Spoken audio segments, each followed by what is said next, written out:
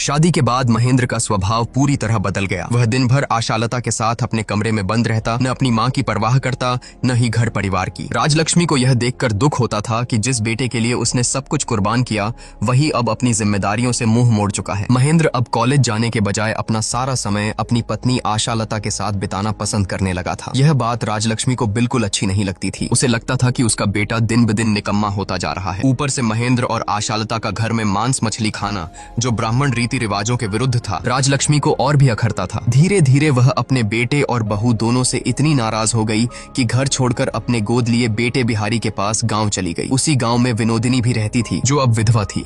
जब राजलक्ष्मी गांव पहुंची तो विनोदिनी उनकी सेवा के लिए वहां आने लगी। राजलक्ष्मी को विनोदिनी का साथ बहुत अच्छा लगने लगा, क्योंकि वह उसकी बहू आशालता की तरह अनुभवहीन नहीं थी। वह पढ़ी लिखी थी, अंग्रेजी जानती थी और प्राचीन ग्रंथों का गहरा ज्ञान रखती थी। उसने राजलक्ष्मी की कई पुरानी मान्यताएं भी बदल दी। पहले राजलक्ष्मी को लगता था कि ब्राह्मणों को चाय नहीं पीनी चाहिए, इससे धर्म भ्रष्ट होता है। लेकिन विनोदिनी के साथ समय बिताने के बाद राजलक्ष्मी की सोच बदल गई। अब वह रोज चाय पीने लगी और उसे यह एहसास हुआ कि ऐसी बातों का कोई तर्क नहीं होता। राजलक्ष्मी कई दिनों तक गाँव में ही रही, लेकिन महेंद्र ने कभी उसकी खबर नहीं ली। वह पूरी तरह आशालता के प्रेम में डूब चुका था। हालांकि वह कभी कभी अपने छोटे भाई बिहारी को चिट्ठियां लिखा करता था, लेकिन उनमें भी कोई जरूरी बात नहीं होती थी। उन पत्रों में वह बस अपनी पत्नी की सुंदरता का बखान करता और उसकी लिखी कविताएं भेजता, जैसे वह बिहारी को यह जताना चाहता हो कि अगर उसकी शादी आशालता से हुई होती तो वह भी वही सुख पा सकता था जो इस समय महेंद्र भोग रहा था। एक दिन राजलक्ष्मी ने बिहारी से कहा कि वह महेंद्र की आई हुई चिट्ठियां पढ़कर सुना दे। उन चिट्ठियों में महेंद्र ने अपनी पत्नी आशालता के जीवन और सुंदरता का बहुत भावुक और विस्तार से वर्णन किया था।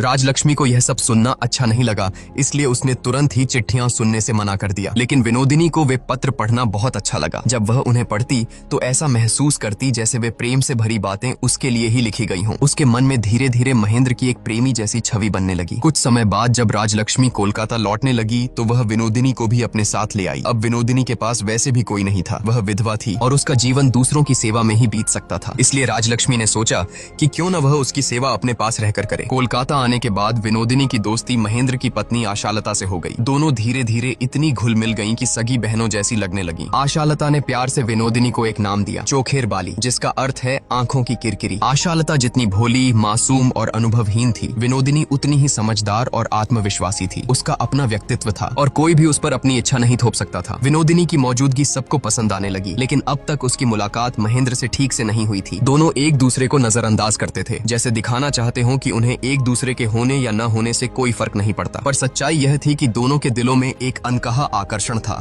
जिसे वे खुद से भी छिपाने की कोशिश कर रहे थे। एक दिन महेंद्र अपनी पत्नी आशालता के लिए एक नया ब्लाउज लेकर आता है, लेकिन आशालता को उसे पहनना नहीं आता, क्योंकि वह अंग्रेजी ढंग से बना हुआ था। महेंद्र को लगता है कि विनोदिनी, जो अंग्रेजी जानती है और पढ़ी लिखी है, शायद उसे पहनने में मदद कर सके। इसलिए आशालता विनोदिनी से सहायता मांगती है। जब विनोदिनी आशालता को ब्लाउज पहनने में मदद कर रही होती है, तब वह देखती है कि उसके शरीर पर कई खरोंचों के निशान हैं। ये निशान महेंद्र की उग्रता और उसके अत्यधिक शारीरिक आकर्षण का प्रतीक थे। यह देखकर विनोदिनी के मन में कई भावनाएं एक साथ उमड़ आती हैं, दया, जिज्ञासा और कहीं गहराई में एक अनकहा आकर्षण भी। दूसरी ओर छोटा भाई बिहारी एकदम विपरीत स्वभाव का है, शांत, संयमी और जिम्मेदार। वह देश की आजादी की लड़ाई में सक्रिय रूप से हिस्सा लेता है। बिहारी को विनोदिनी से बातें करना अच्छा लगता है, क्योंकि वह शिक्षित, समझदार और अपने विचार स्पष्ट रूप से रखने वाली महिला है। अगले दिन वह विनोदिनी को उनके साथ पिकनिक पर चलने का निमंत्रण देता है। सभी लोग पिकनिक पर जाते हैं और बहुत आनंद पूर्वक समय बिताते हैं। वहाँ आशालता अपने देवर बिहारी से कहती है कि उसके लिए तालाब से एक कमल का फूल तोड़ लाए। बिहारी पानी में उतरता है और जब वह झुककर फूल तोड़ता है तो उसका गठीला शरीर पानी में झलक उठता है। आशालता अनजाने में उसकी तारीफ कर बैठती है, बिना यह समझे कि यह बात उसके पति महेंद्र को बुरा लग सकती है। वहीं दूसरी तरफ पिकनिक के दौरान विनोदिनी के पैर में एक कांटा चुभ जाता है। जब महेंद्र उसके पास जाकर वह कांटा निकालता है तो यह पहली बार होता है जब उसने विनोदिनी को छुआ। उसी क्षण दोनों के बीच एक गहरी, अनकही भावना जन्म लेती है। विनोदिनी अब भी जवान थी और उसकी जिंदगी लंबी पड़ी थी। भले ही वह विधवा थी, पर उसमें जीवन और चाहत बाकी थी। दूसरी ओर बिहारी अब तक अविवाहित था, शांत, संयमी और विनम्र स्वभाव का। वह विनोदिनी से हमेशा सम्मान पूर्वक बात करता और उसकी ओर एक सच्चे, शालीन लगाव से खिंचता चला जा रहा था। एक दिन एक महिला छोटे बेटे बिहारी के लिए अपनी बेटी का रिश्ता लेकर राजलक्ष्मी के घर आती है। यह बात विनोदिनी को बहुत बुरी लगती है। वह उस समय सब्जी काट रही होती है,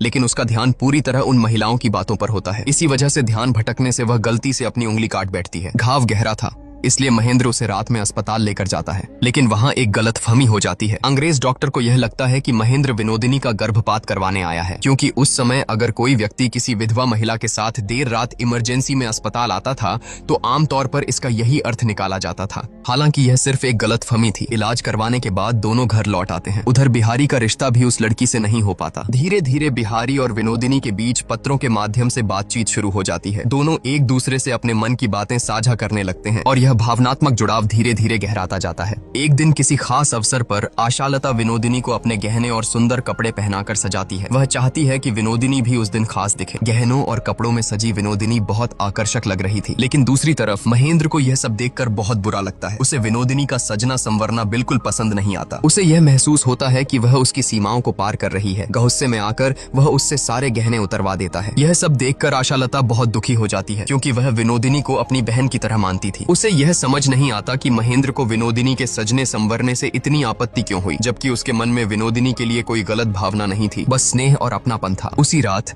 महेंद्र विनोदिनी के कमरे में पहुंचा। उसके हाथ में एक हार था, वही हार जो कभी बिहारी ने आशालता को दिया था जब उसने पहली बार उसे शादी के लिए देखा था। आशालता को यह हार बहुत पसंद था, लेकिन महेंद्र को यह पसंद नहीं था कि उसकी पत्नी इसे पहने, क्योंकि यह उसे याद दिलाता था कि कभी बिहारी ने भी आशालता को पसंद किया था। इसीलिए उसने वह हार विनोदिनी को दे दिया। महेंद्र ने उस रात विनोदिनी को चूमने की कोशिश की, लेकिन विनोदिनी ने उसे रोक दिया और आगे बढ़ने नहीं दिया। अंततः महेंद्र को वहां से जाना पड़ा। इस घटना के बाद महेंद्र और विनोदिनी के बीच चिट्ठियों का आदान प्रदान शुरू हुआ। धीरे धीरे उनकी बातें गहराती गईं और दोनों के बीच का रिश्ता पहले से भी अधिक निजी और भावनात्मक हो गया। जितना अधिक समय महेंद्र विनोदिनी के साथ बिताने लगा, उतना ही वह अपनी पत्नी आशालता के प्रति ठंडा और उदासीन होता गया। एक दिन आशालता ने विनोदिनी के शरीर पर वैसी ही खरोंचों के निशान देखे जैसे कभी उसके शरीर पर हुआ करते थे। अब उसे धीरे धीरे एहसास होने लगा कि उसके पति का रिश्ता विनोदिनी के साथ केवल दोस्ती तक सीमित नहीं है। इस शक की पुष्टि तब हुई जब आशालता को विनोदिनी के बक्से में महेंद्र की लिखी एक चिट्ठी मिली, जिसमें उसने विनोदिनी के प्रति अपने प्रेम का खुला इजहार किया था। उस पत्र में वे तमाम गुप्त बातें थीं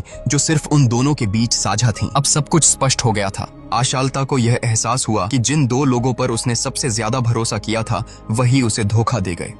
यह जानकर वह भीतर से टूट गई। फिर भी उसने विनोदिनी को दोषी नहीं ठहराया। उसके मन में उसके लिए कोई गुस्सा नहीं था। वह यह सोचती है कि महेंद्र ने विनोदिनी को चुनकर कोई गलती नहीं की, क्योंकि विनोदिनी उससे हर मायने में अधिक शिक्षित, समझदार और आकर्षक थी। लेकिन अपने पति के विश्वासघात को जानते हुए भी आशालता अब उस घर में नहीं रह सकती थी। इसलिए वह सब कुछ छोड़कर पश्चिम की ओर चली जाती है, जहाँ वह एकांत में रहकर भजन कीर्तन करती है और अपने जीवन के शेष दिन ईश्वर की भक्ति में बिताने का निर्णय लेती। जाने से पहले आशालता ने अपने मन की सारी बातें एक चिट्ठी में लिखती थी। एक ऐसी चिट्ठी जिसमें उसके दर्द, टूटे हुए भरोसे और त्याग की कहानी थी। आशालता के काशी चले जाने के बाद महेंद्र की मां राजलक्ष्मी को भी विनोदिनी पर शक होने लगा। उसे लगने लगा कि घर में जो कुछ भी गलत हुआ है उसकी जड़ कहीं न कहीं विनोदिनी ही है। इसलिए गुस्से और अपमान की भावना में राजलक्ष्मी ने विनोदिनी को घर से निकाल दिया। अब विनोदिनी के पास कहीं जाने की जगह नहीं थी। मजबूर होकर वह कोलकाता में बिहारी के छोटे से घर में चली जाती है। कभी बिहारी ने उसकी सुंदरता की तारीफ की थी और दोनों के बीच चिट्ठियों का आदान प्रदान भी हुआ था। इसीलिए विनोदिनी को उम्मीद थी कि बिहारी उसे अपने जीवन में जगह देगा। लेकिन जब बिहारी को महेंद्र और विनोदिनी के बीच के रिश्ते के बारे में पता चलता है तो वह उसे अपने घर से वापस भेज देता है। वह साफ कह देता है कि अब वह उससे शादी नहीं कर सकता। विनोदिनी बहुत विनती करती है, उसकी आंखों में आंसू हैं, पर बिहारी उस पर थोड़ी भी दया नहीं दिखाता। वह दृढ़ रहता है और विनोदिनी को अपने घर में ठहरने की अनुमति नहीं देता। अब विनोदिनी पूरी तरह अकेली रह जाती है। कहीं ठिकाना न होने के कारण उसे वापस अपने गांव लौटना पड़ता है। 2 दिन बाद महेंद्र वहां पहुंच जाता है। वह उसे वापस ले जाने के लिए आया है। वह विनोदिनी से आग्रह करता है कि वह उसके साथ कोलकाता लौट चले। अब विनोदिनी के पास एक मौका था। अगर वह चाहे तो महेंद्र के साथ वापस जाकर उसी घर में रह सकती थी और अपनी सहेली आशालता के हिस्से का प्यार पा सकती थी। लेकिन विनोदिनी ऐसा नहीं करती। वह महेंद्र के साथ जाने से मना कर देती है। इसके बजाय वह उससे एक विनती करती है कि वह उसे बिहारी के पास ले जाए। बिहारी इस समय काशी में अपनी भाभी आशालता की खोज खबर लेने गया है। विनोदिनी महेंद्र से यह वादा भी लेती है कि अब से वे दोनों एक दूसरे के बीच कोई शारीरिक संबंध नहीं रखेंगे। इसके बाद दोनों साथ में काशी की ओर चल पड़ते हैं। लेकिन अब उनका यह सफर आत्मा के पश्चाताप और प्रायश्चित्त का सफर बन चुका है। काशी में महेंद्र और विनोदिनी काफी समय तक रहते हैं। एक दिन घाट पर बिहारी उनसे मिलने आता है। वह यह दुखद खबर लाता है कि महेंद्र की मां राजलक्ष्मी का निधन हो गया है। यह सुनकर महेंद्र वापस कलकत्ता लौट जाता है। इस बार अपनी पत्नी आशालता को भी अपने साथ ले जाता है। लेकिन बिहारी काशी में ही रुक जाता है, क्योंकि अब उसके मन में विनोदिनी के लिए सच्चा प्रेम जाग चुका है। उसे विश्वास है कि अब विनोदिनी उसे मना नहीं करेगी, इसलिए वह उससे शादी का प्रस्ताव रखता है और सोचता है कि अगले दिन वह घाट पर आकर विनोदिनी से शादी करके उसे अपने साथ कोलकाता ले जाएगा। परंतु अगली सुबह जब वह घाट पर पहुंचता है तो वहां विनोदिनी नहीं होती। वहां केवल उसकी एक चिट्ठी रखी होती है। उस चिट्ठी में विनोदिनी ने बिहारी से माफी मांगी होती है कि वह यहाँ से जा रही है। उसने एक दूसरी चिट्ठी आशालता के नाम भी छोड़ी होती है। आशालता को लिखी उस चिट्ठी में विनोदिनी ने बहुत गहरी बात कही थी। हम औरतें अपने पति के घर को ही पूरा संसार समझ लेती हैं, लेकिन असली दुनिया इससे कहीं बड़ी है। जैसे दुनिया में अलग अलग लोग हैं पर फिर भी सब एक हैं, वैसे ही हमें भी अपने शिकवे गिले भूलकर एक दूसरे को माफ कर देना चाहिए।